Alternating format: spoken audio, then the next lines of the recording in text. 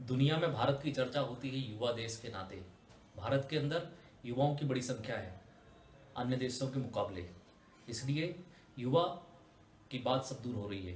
युवा जिसका विपरीत अर्थ हो, विपरीत शब्दों में जिसे वायु कहा जाता है। वायु और युवा दोनों एक दूसरे के शब्दों में विपरीत होते हैं। जिस प्रकार से वायु जीवन के लिए प्राणदायी होती है, वहीं जब वह अपना स्वरूप बदल देती है, नकारात्मक रूप में आती है, तो वह जीवन को उजाड़ देती है। उसी प्रकार युवा की शक्ति जब सकारात्मक दिशा में चलती है तो वह रचनात्मक कार्यों से निर्माण करती है, लेकिन जब वह नकारात्मक जाती है तो वह विध्वंस करती है। आज भारत के अंदर युवाओं के ऊपर सबकी नज़र है, लेकिन जो युवा सकारात्मक दिशा में विचार करता है, सकारात्मक विचार दिशा में चलता है, वह देश के अंदर नया इतिहास लिखता है, नए निर्माण करता है और वह भारत को दुनिया में स्थापित करता है। लेकिन बड़ी संख्या में हमारा युवा नकारात्मक दिशा में जा रहा है, भटक रहा है।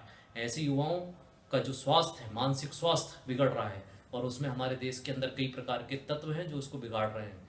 देश में स्वस्थ युवा रहेगा, उसके लिए कारण ही देश स्वस्थ बनेगा, और जब युवा स्वस्थ होगा, उसकी विचारधारा स्वस्थ होगी, स्वच्छ होगी, तो ही वह एक स्वच्छ सुंदर भारत बना पाएगा। और जब भारत सुंदर स्वस्थ बनेगा तो ही वह दुनिया में अपनी पहचान कायम कर पाएगा, दुनिया को नई दिशा दे पाएगा। और उसी स्वस्थ भारत के आधार पर, स्वस्थ युवा के आधार पर ही दुनिया के अंदर भारत फिर से विश्व गुरु बन पाएगा।